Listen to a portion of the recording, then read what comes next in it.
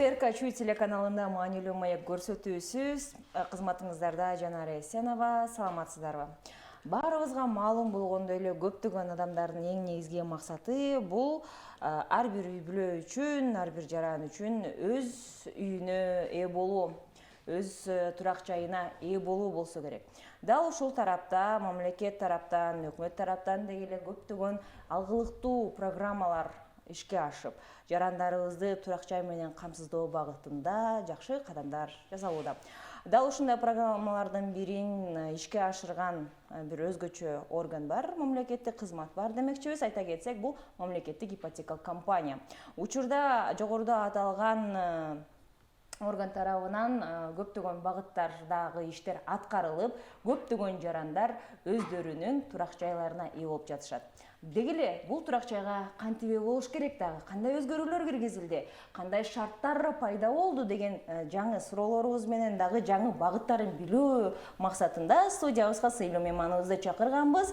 Уруксат этсеңиздер тааныштыра кете турган болсом, бүгүнкү маанилүү маек программасынын коногу мамлекеттик ипотекалык компаниянын басма сөз кызматынын жетекчиси Рахат Батырбекова келип турган учуру. Саламатсызбы, Рахат айым? Саламатсызбы? Чынында эле мынакей акыркы алсак, ушул бир жылдын ичинде дейли, бир жылга деле жете элек, бирок ушул акыркы учурларда ушул ипотекалык компаниянын аткарып жаткан иштери чынында эле арыштары, кадамдары өзгөчө баягы ири болуп жаткандыгы байкалууда. Дегеле бул ушул үйлөрдү алып жаткан жарандарды көрүп, буга чейин күмөн санап же ишенбей келген жарандар дагы азыркы учурда тезинен тизмекке туруп, көптөгөн маалыматтарды алуу боюнча кандайдыр бир кызыгууларды жаратып келди. Байма-бай айтылып келе жатат маалыматтар. Деген менен дагы деле болсо жарандар арасында суроолор көп. Анан дал ошол суроолорду жооп алып, биздин көрүүчүлөрүбүздү жооп менен канааттандыралы деп атайынызды чакырганбыз. Алгач эле мынакей ушул Чүй облусуна басым жасай турган болсок, учурда Чүй облусунун шаарларында ушул турак жайлар курулуп жатат. Кайсыл шаарларында кандай турак жайлар, ушундан баштасак? Дагы бир жолу саламатсыздарбы? Биринчиден сиздерге чоң ыраазычылык, ушинтип бизди чакырып, биздин жарандарыбыздын суроолоруна жооп берип атасыңыздар. Биринчи эле ушул Чүй облусу боюнча бизде 17 миңге жакын батир курулуп жатат. Ала кетсек, бул Сокулук районунда Күнтү айылында бизде 2 этаптуу турак жай комплексибиз бар. Биринчи этапта бизде 2895 батир берилет. Биринчи этапта 1980 батир берилет. Бул батирлердин кабаттуулугу 20 кабаттан 24 кабатка чейин болот. Жалпысынан 47 блок. Ошондой эле азыркы учурда биз кечээ эле Токмок шаарына барып келдик. Токмок шаарында дагы курулуш иштери кызуу жүрүп жатыптыр. Өз көзүбүз менен көрүп келдик. Ал жакта 1900 батир болот. 15, анан 9 кабаттуу үйлөр курулуп жатат. Жалпысынан 23 блоктой болот да. Бул баягы проекттин аягына чыккандан кийин дагы билинет, балким батирлер бир аз көбөйүшү мүмкүн саны боюнча. Ошондой эле бизде Кан шаарында мына деп турабыз. Буюрса курулуш иштери башталат. Жакын арада, жакын арада. Ал жакта баягы жер тилкеси боюнча маселелер бар. Ошолор бүтсө эле, официалдуу түрдө бизге жер өтсө эле, ошол жерде курулуш иштери башталат буюрса. Андан сырткары Кара Балта шаарында да курулуш иштери жүрүп жатат. Ал жакта турак жай комплекс чоң, 4000ден ашык. Шаарча өзүнчө бир микрорайон болот да. 4000ден ашык батир курулуп жатат. Ошондой эле 15 кабаттуу. Негизи эле ушул батирлер курулууда, элдер кезектерин жылууда байкалып жатат. Анан негизи бул маселе ушул алгылыктуу кадамдар ишке ашканы, ушул өзгөчө ушул арыштар пайда болгону, өзгөчө Чүй менен Бишкектин тизмеси бөлүнгөндө байкалды окшойт, Ушул тизмек боюнча кичине токтоло кетсеңиз. Азыркы учурда мамлекеттик ипотекалык компания өзү Бишкекте, Жалал Абад облусунда жана Ысык Көл облусуна үйлөрдү тапшырды. Көп жарандарыбызда мындай суроолор болот да, эмнеге Чүй облусун мисалы алып келели. Эмнеге Чүй облусунун тизмеги жаңыланган жок деген суроолор болушу мүмкүн да. Биринчиден, мурда Бишкек менен Чүй облусунун тизмеси бир болчу. Биринчи Бишкек шаарында 4 турак жай комплекси бергенден кийин биз ал тизмени бөлдүк экиге. Бишкек шаарын өзүнчө кылдык, анан Чүй облусун өзүнчө кылдык. Азыркы учурда Чүй облусунун өзүнүн тизмеси бар, бирок жарандарыбыз бир нерсени эске алыш керек. Кезектери келгенде биз иштеген жерине карап беребиз. Жашаган жерине, пропискам бул жакта деп айтып калышат го. Жарандарыбыз андай эмес. Иштеген жери мисалы Сокулук районунда болсо, Күнтү айылында үйлөр бүтүп калса, ошол убакытка ошол Күнтү айылынан алышат. Бирок мисалы биздин жаран Кеминден мисалы берсе, өтүнмөнү анда ал жаранга иштеген жери Кеминде, анан биз жашаган жерин күнтүү айылына бере албайбыз да. Ошон үчүн ал жаран күтүп калышы мүмкүн ошо Кеминде курулуш иштеринин башталганын же ал убакытка балким уже бар болот курулуш иштеричи. Ошону биздин жарандарыбыз көптөрү түшүнбөй келет. Ооба, ошону түшүндүрүп коюш биздин максат болуп атат да азыркы учурда. Ушул жерден азыр каршы болбосоңуз дагы бир ирет ушул маалыматты кайталай кетсек туура болот го деп ойлойм. Себеби көптөгөн көрүүчүлөрдө бул жаатта түшүнүксүз жана туура эмес маалыматтар чыгып, баягы бузук телефондун негизинде өздөрүнө кандайдыр бир көйгөй жаратып алышат экен. Демек, жаран жашаган жеринен же болбосо ошол туулуп өскөн каттоосу турган жерден эмес, иштеген жеринен алат. Алсак ошол эле мисалы үчүн өздүк жаран ошол эле Кеминдин тургуну, каттоосу, пропискасы дейлик, Кеминде болсо, бирок иштеген жери Бишкекте болсо, Бишкектен тизмеге туруш керек. Ооба. Биздин жаран, ар бир жаран иштеген жерине карап өтүнмөнү бериш керек. Мисалы, мен Бишкек шаарында иштесем, өтүнмөнү жибергенде мен шаарды Тандоо деген жерге Бишкек шаары деп сөзсүз түрдө жазышым керек. Анткени көп жараныбыз ошол поляны жазбай калышат, толтурбай калышат. Толтурбай калганда автоматтык түрдө биздин система пропискасы каякта болсо ошол спискага кошуп коет да. Ошону жаран эске алыш керек. Андай жери да бар экен да. Ооба, анан мен Бишкекте иштеп бергем өтүнмөнү, эмнеге мени мисалы Ош шаарынын тизмесине кирип кеттим деп көп келет суроолор. Ошондо жарандан өзүнөн кеткен болот да. Бул жактачы өзүнүн бир мындай айтмакчы ошибкасы да. Сөзсүз түрдө иштеген жерин, шаарын же район болобу ошол жерин, же айыл болсо айылын жазыш керек сөзсүз түрдө. Анан ошол иштеген жердин мындай кандай айтсам, компаниянын аталышын да, мындай айтмакчы, же министерствонун аталышын, ошону жаза кетиш керек сөзсүз түрдө. Түшүнүктүү. Эгерде иштеген жерин жазбай кала турган болсо, то автоматтык түрдө пропискасы болгон жерге. Ал эми Бишкек шаарынын тургундары, ошол Бишкек шаарында иштеген жарандар өз үй Тандоодо, ошол эле Көлдөн же Оштон же Жалал Абадтан, Таластан алганга мүмкүнчүлүгү барбы? Бизде кезекте турган жарандарыбызда тилекке каршы тандоо мүмкүнчүлүгү жок.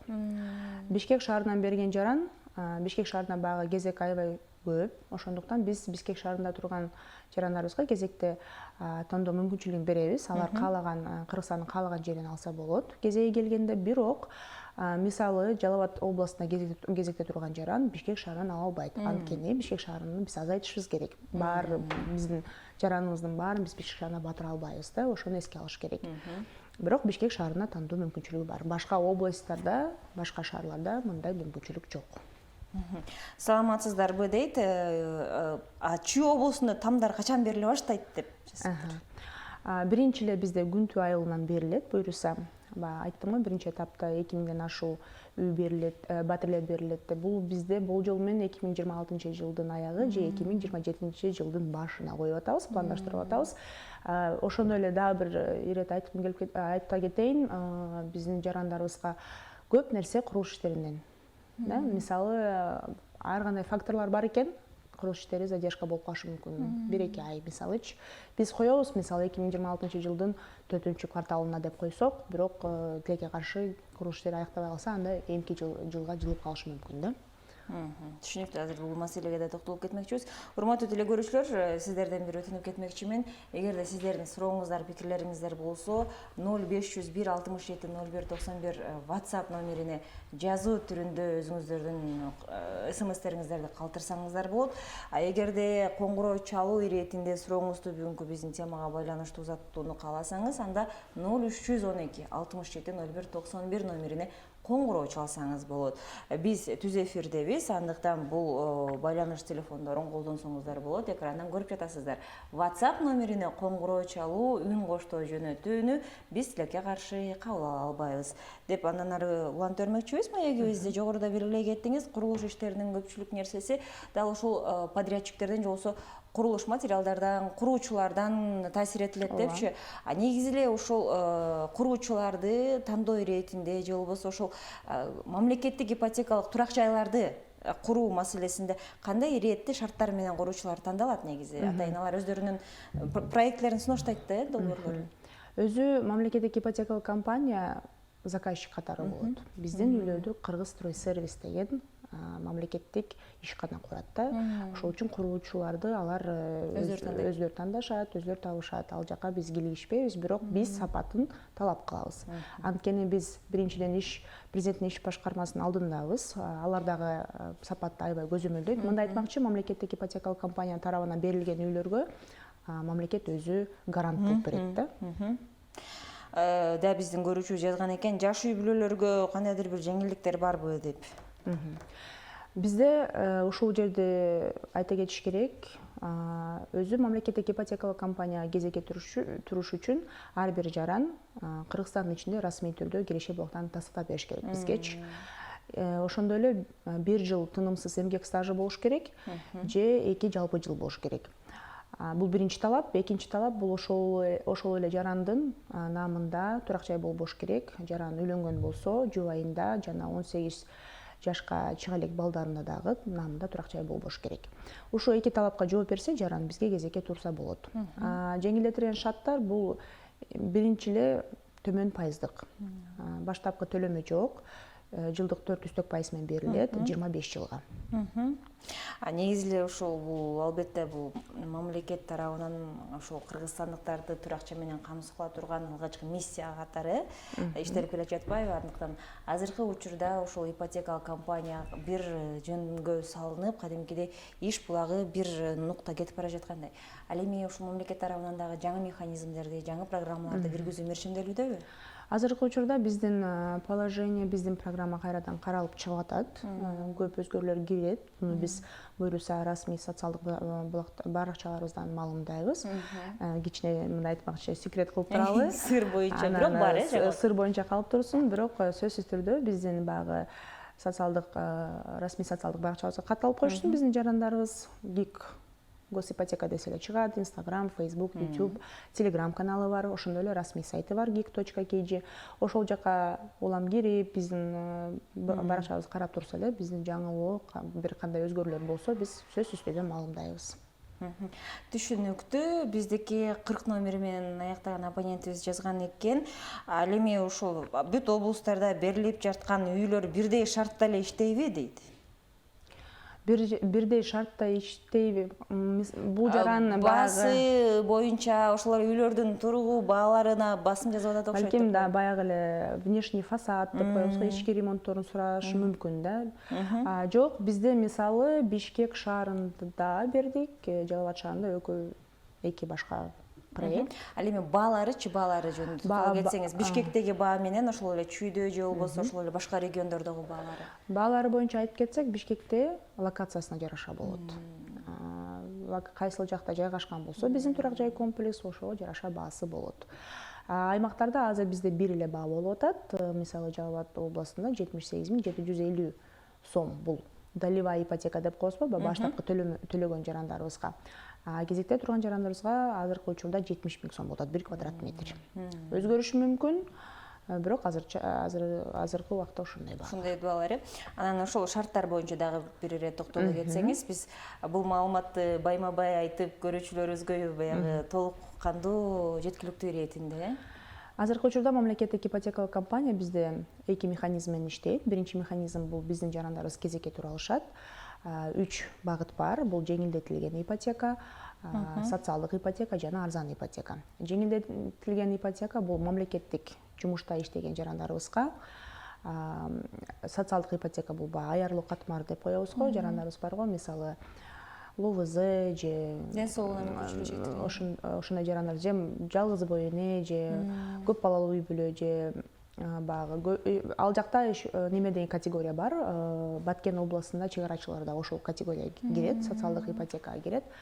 Ушул эки багыт 4% менен баштапкы төлөмү жок, 25 жылга берилет. Анан арзан ипотека деп айтып атпайбызбы?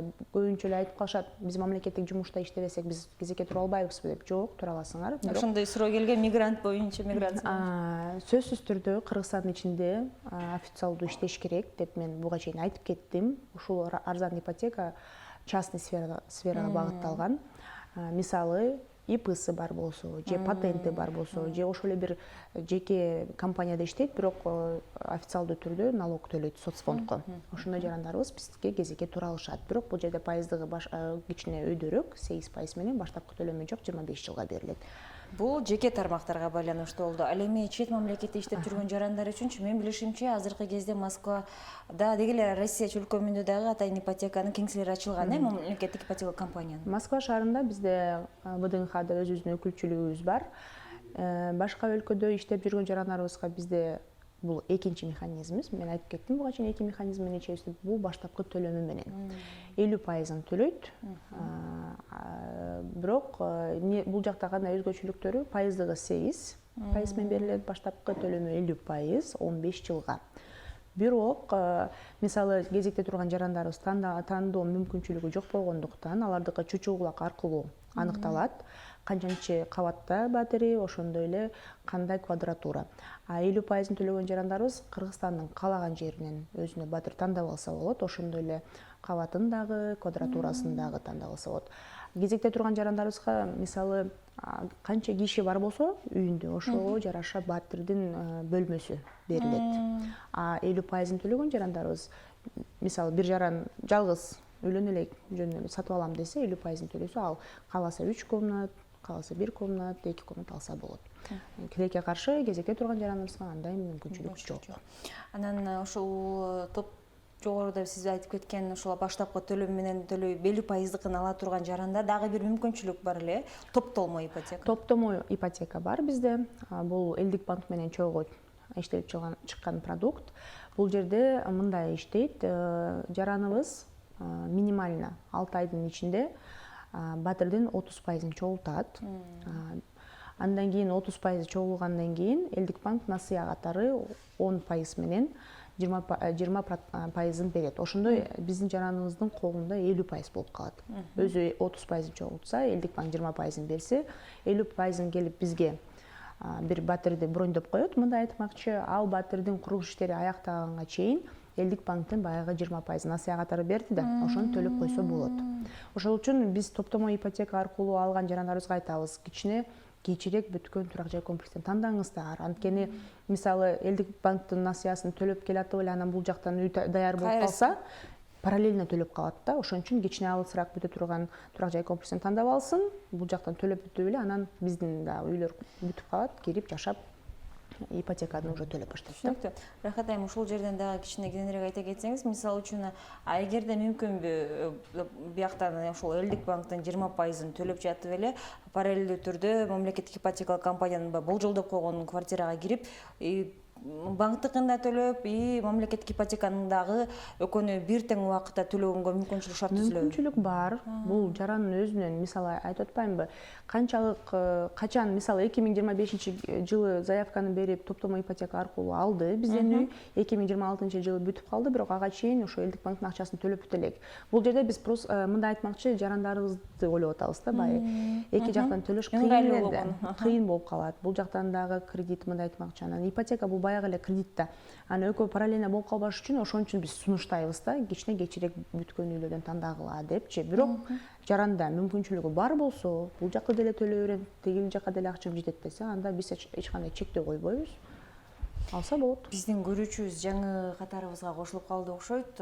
Сиз дагы бир ирет шарттарын кайталап койгонго каршы эмес болуп керексиз. 82 саны менен аяктаган абоненти жазыптыр. Саламатсыздарбы, матери одиночки с 2 детьми, один из них инвалид. Какие условия? Жеңилдетиш барбы дейт.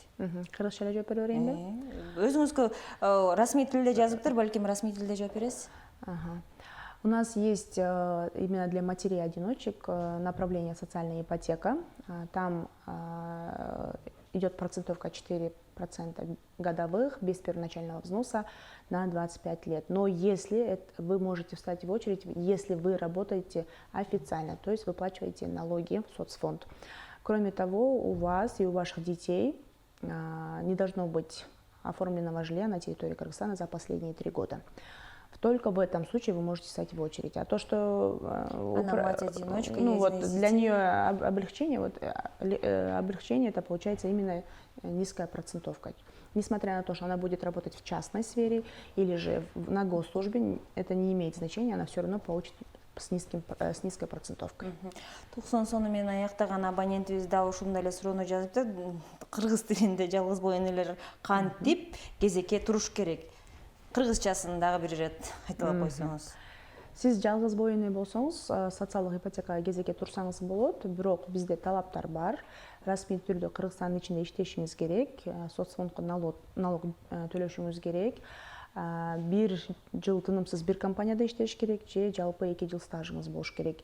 Ошондой эле Кыргызстандын ичинде намыңызда сиздин же балдарыңыздын намында 18 жашка чыга элек турак жай болбош керек. Кээде биздин балдарыбызга дарс тилине жазып коюшат го, чоң ата, чоң апалар, ошолор дагы болбойт. Мисалы чыгып калса, жер маселелери болсочу, жер жазылган болсо, турак жай эмес, айдоо жерлери, тала жерлери, үлүш жер болсо, мисалы жер орусча айтмакчы пустой участок деп айтып калабыз го. Ошондой болсо эчтеке болбойт. Машина болсо, мисалы, унаада болсо, намында жарандын эчтеке болбойт. Кезекке да турса болот, үлүштүк курулуш механизми боюнча дагы алса болот. Бирок 20 квадрат метрден ашык үйү бар болсо, жаран кезекке да тура албайт, үлүштүк курулуш механизми боюнча да баштапкы төлөм менен дагы ала албайт. Түшүнүктүү. Ал эми ушул жалгыз боо эне деп биздин көрүүчүлөрүбүздүн көпчүлүгү ушундай жазып атат. Канча баласы бар экенин, балдардын саны дагы эсепке алынабы? Бул кезеги, мисалы бизге кезекке турду да, анан кезеги келгенде каралат да. Мисалы биз ар бир жарандын кезеги келгенде биз кайрадан текшерүү кылабыз. Ошондой эле расмий түрдө иштеп атабы, үй алып койгон жокпу кезекте турганда, анан балдардын саны көбөйүп калышы мүмкүн. Же балдары 18 жашка чыгып, багы өзүнчө бир жаран болуп калат да. Ошондо биз карайбыз, мисалы бир баласы болуп, анан апасы баласы болсо, мисалы 1 бөлмөлүү батирге туш келип калат. 3 кишиден жогору болсо 2 бөлмөлүү, кечиресиз, 3 кишиден жогору болсо 2 бөлмөлүү, 4 кишиден жогору болсо анда 3 бөлмөлүү батир берилет. Түшүнүктүү. 37 саны менен аяктаган абонентибизде жазган экен: саламатсыздарбы, мен пенсиядамын, 6700 пенсия алам. Мен курак жашы жазылбаптыр, кезекке турганга мага мүмкүнбү? Үйүм жок, азыркыга чейин квартирада жашайм дейт. Мындай учурлар бар да, мисалы көп байкайм, өзү биз жаш боюнча чектөө койбойбуз. Биздин программага 18 жаштан баштап катышса болот. Бирок пенсия чыккан жарандарыбыз, кээ бир жарандарыбыз пенсия чыкса дагы, бирок расмий түрдө иштейт. Мисалы врачтар, медсестралар иштей берет да, пенсия чыгып, бирок иштей беришет. Ошондой жарандарыбыз тура алат. Бирок жөн эле пенсия алса, үйдө эле отуруп, пенсия эле алса 6700 сом тилекке каршы бизге кезекке тура албайт. Анткени пенсиясын биз как дополнительный доход карай алабыз, бирок официальный доход катары карай албайбыз да. Ал кезеги келгенде бизге бул жараныбыздын пенсиясы бар экен деп, бага дополнительный доход катары каралып берет. Бирок кезекке азыркы учурда тура албайт, элесе иштебесе да. Түшүнүктүү. Азыр сиз жогоруда айтып кеттиңиз, 20 метр квадрат турак жай болбош керек депчи. Биздин көрүүчүбүз жазган экен 72 саны менен аяктан. Гараж болсочу деп. Гараж эчтеке болбойт, эми гараждын ичинде жашашпайт да. 20 квадрат метрден ашык жашаган жер болсо, кезекке тура алышпайт дагы, 50% берип да ала албайт. Гараждын ичинде жараныбыз жашабайт. 73 саны менен аяктаган абонентибиз жазыптыр. Саламатсызбы? Биз кезекке тура албай жатабыз, анткени жолдошумдун атында убактылуу үй катталып калган. Жакын арада ээсине өткөрүп берет, бирок бизге 3 жылдан кийин гана кезекке тура аласыңар деген. Мен өзүм медициналык кызматкермин, кантип кезекке турам эми деп жазган экен. 3 жыл бүтөт. Бул жараныбыз тилекке каршы 3 жыл бүтөт. Анткени андай да учурлар бизде болгон, мисалы жарандарыбыз бат-баттан переоформление кылып коюп, анан бизге кезекке туруп 50% берип ала калалы депчи, өзүнүн эле үйүн бирөөгө оформление кылып койгон да, ошондо тура эмес. Биздин эң негизги максат бул эмне?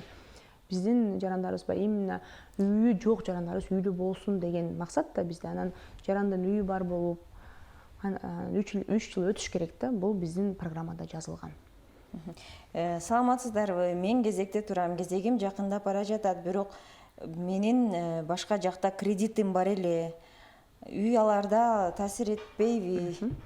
Ушул кредит боюнча дагы бизге аябай көп суроо келет. Мүмкүнчүлүк менен пайдаланып айтып кетейин. Мисалы, сиздин кредитиңиз бар, бирок сиз ай сайын төлөп турасыз, графикти бузбайсыз, жашынакай кылып төлөп атсаңыз, сизге бериле берет, эчтеке болбойт.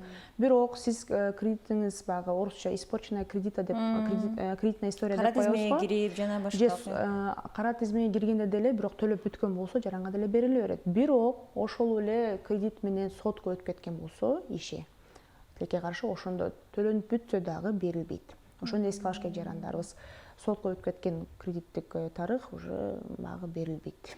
Батир берилбей калат. Төлөп бүтсө дагы.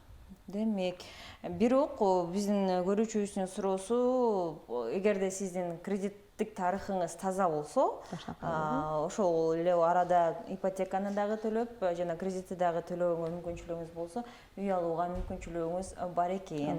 Анан негизи эле азыркы учурда кандай жарандар негизи макул мамлекеттик кызматта иштебеген, жана акча капиталдык иш жөнөмдүүлүгү аз болуп, же болбосо тажрыйбасы жете элек жарандардан сырткары дагы кандайдыр бир социалдык бир өзүнүн муктаждыгы же болбосо социалдык абалда болгон жарандар ипотекага тура алышпайт. Биздин буга чейин айтып кеткен эки эле талабыбыз бар да. Иштебесе албайт, турак жайы бар болсо албайт, болду. Башка чектөөлөр жок. Бизге көрүүчүбүз жазган экен да, бул жерде негизи эле соттолгон боюнча сурап жатат. Кечиресиз, буга чейинки сурооңузга мындай болот экен да, кээде биздин жарандарыбыз башка көбүнчө ошо Россиянын жараны болуп калат экен да. Кыргызстандын жараны эмес. Өзү кыргыз болсун. Кыргыз болуптур, бирок Россиянын ошондой да жарандарыбыз бизден баягы 50% төлөп ала алышпайт да, ошо 50% төлөп да ала алышпайбы? Бизден алыш үчүн демек башка жарандар. Кыргызстандын жараны болушубуз керек. Түшүнүктүү. Негизи эле азыркы учурда ошол сиздерде көптөгөн учурларда байкап калабыз, ушул социалдык тармактардан дагы элдерге жеке түшүндүрүү ишинде көптөгөн иш аракеттерди жасап жүрөсүздөр. Алардын катарында негизи эле көп катталган суроолор жана эл арасында ушул мамлекеттик ипотекалык турак жайга ээ болуу жаатындагы алардын ушул суроосу кайсыл тармакта болуп жатат? Көбүнчө ошол кезик боюнча эле сурашат. Анан дагы бир маселе бар. Көп биздин мигранттарыбыз, башка өлкөдө иштеген мигранттарыбыз ойлошот, аларда да кезек бар деп. Жок, аларда кезек болбойт. Алар өтүнмөн бизге жиберишет, баягы долевая ипотека деп атпайбызбы, ошолго өтүнмөн жиберишет. Өтүнмөн жибергенден кийин одобрение алса, мисалы, госипотеканын тарабынан одобрение алса, анда биздин кеңсеге келип, багы 50%-ын төлөп, батирди броньдоп коет, өзү тандаган батирди броньдоп коет. Анан көп эле жараныбыз мен үлүштүк коюлуш механизми боюнча кезекке турдум деп айтышат да, жок, андай жок да, ошон үчүн ошону да эске алыш керек. Анан күтүп отура беришет да. Бирок сиз одобрение алгандан кийин уже кеңсеге келиш керек. Келип акчасын төлөп, батирди броньдоп коюш керек да. Акчасын төлөгөнчө сиз батирде кезекте турасыз деп эсепке алуу туура эмес демек, Абдан жакшы. Негизи эле азыркы учурда бул мамлекеттик ипотекалык компаниянын ишин өзгөчө ушул социалдык тармактардан көп көрүп жана маалыматтарды угуп, практика жүзүндө жарандар үй алып жатканын көргөндө ар бир үйү жок жаран сөзсүз түрдө мен дагы үйлүү болсом экен деп тилеп максат коюп, анан дал ушундай суроолорун тактап, деталынан бери сиздердин артыңыздардан ушул билип келе жатат.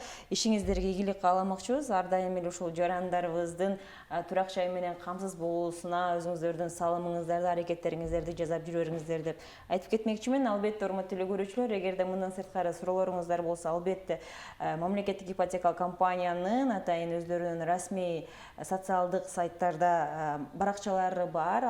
Ал ошол жерге чыгып, өзүңүздөр суроолоруңуздарды узатып, дагы да кошумча маалыматтарды алып алсаңыздар болот экен.